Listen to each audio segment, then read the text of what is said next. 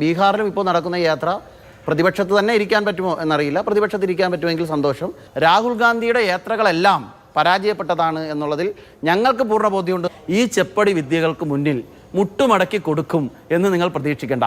ഈ വരുന്ന തെരഞ്ഞെടുപ്പ് കഴിഞ്ഞാൽ ഞങ്ങളിവിടെയുണ്ട്, ഞങ്ങൾക്ക് ഒരുമിച്ചിരിക്കാം.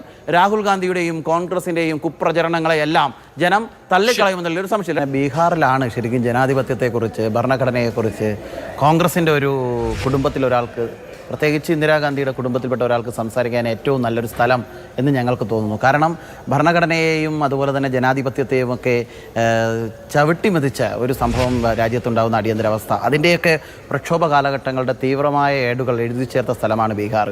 അപ്പോൾ ബീഹാറിൽ സ്വാഭാവികമായിട്ടും ഇതൊക്കെ ചർച്ച ചെയ്യുന്നത് ആരാണ് ജനാധിപത്യത്തെ കശാപ്പ് ചെയ്തത്, ആരാണ് ഭരണഘടനയെ ചോദ്യം ചെയ്തത്, ആരാണ് ജനാധിപത്യ അവകാശങ്ങളൊക്കെ ധ്വംസനം നടത്തിയത് എന്നൊക്കെ മനസ്സിലാക്കാൻ, ജനങ്ങൾക്ക് മനസ്സിലാക്കി കൊടുക്കാൻ പറ്റുന്നൊരു ഇടം കൂടിയാണ് ബീഹാർ എന്നുള്ളതാണ് പ്രധാനപ്പെട്ട കാര്യം. രണ്ടാമത് ഇവിടെ അങ്ങ് സൂചിപ്പിച്ചതുപോലെ രാഹുൽ ഗാന്ധി ഉയർന്നു വരുമോ? കോൺഗ്രസിൻ്റെ ബഹുമാനപ്പെട്ട പ്രതിനിധി അദ്ദേഹവും പറഞ്ഞു, രാഹുൽ ഗാന്ധി ഒരു ലീഡറായി മാറാൻ പോവുകയാണ്, അദ്ദേഹത്തിൻ്റെ പിന്നിൽ ആളുകൾ അണിനിരക്കുകയാണ്. കഴിഞ്ഞ സമരങ്ങളെപ്പോലെ, കഴിഞ്ഞ പ്രക്ഷോഭങ്ങളെപ്പോലൊന്നും അല്ല, അദ്ദേഹം ഇന്ന് ഉയർന്നു വന്നിരിക്കുന്നു എന്നുള്ളതാണ്.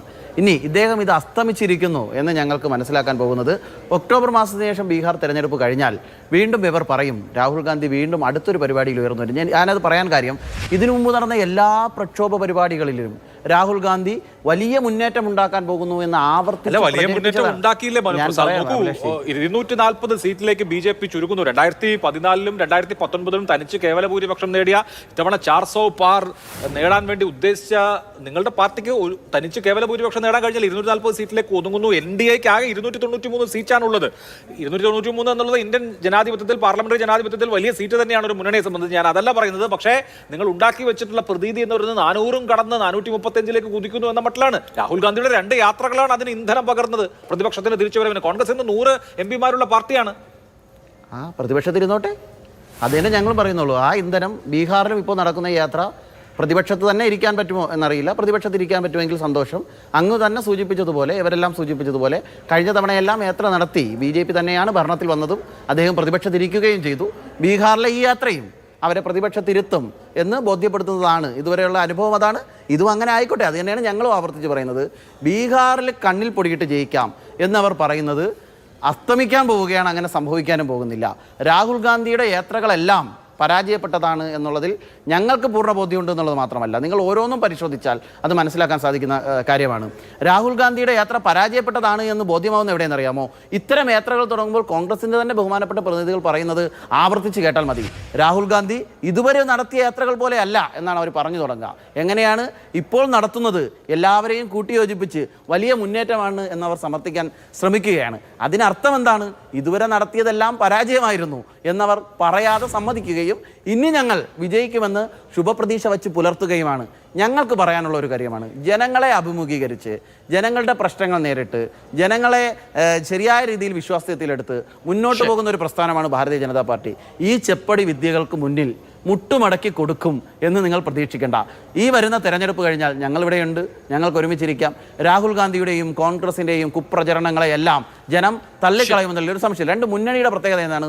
ഒറ്റയ്ക്ക് നിന്നാൽ ഭരിക്കാൻ പറ്റില്ല എന്ന തിരിച്ചറിവിൽ നിന്ന് ഒറ്റയ്ക്ക് നിന്ന് എല്ലാവരും ഒരുമിച്ച് കൂടി എതിർക്കാൻ ശ്രമിക്കുന്ന ഒരു ശ്രമമാണ്. അതിനെ ഞങ്ങൾ അതിജീവിച്ചിട്ടുണ്ട്.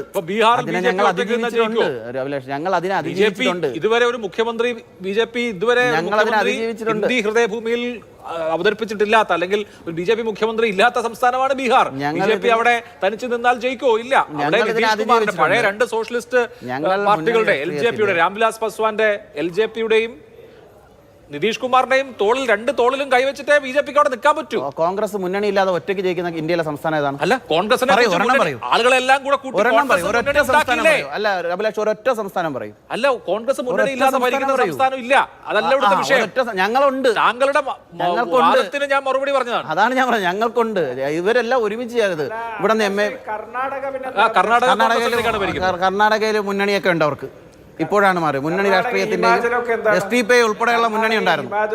SDPI ഉൾപ്പെടെയുള്ള മുന്നണി ഉണ്ട് നൗഷാദ്. SDPI ഉൾപ്പെടെയുള്ള മുന്നണിയുണ്ട് കർണാടകയിൽ. SDPI ഉൾപ്പെടെയുള്ള മുന്നണിയുണ്ട്. ഉൾപ്പെടെയുള്ള മുന്നണിയുണ്ട്. അല്ല SDPI ഉൾപ്പെടെയുള്ള മുന്നണിയുണ്ട് കർണാടകയിൽ. SDPI ഉൾപ്പെടെ ഉണ്ട്. അല്ല എന്ന് പറഞ്ഞാൽ തെളിവ് തരത്തുകയാണ്. SDPI ഉൾപ്പെടെയുള്ള മുന്നണിയാണ്.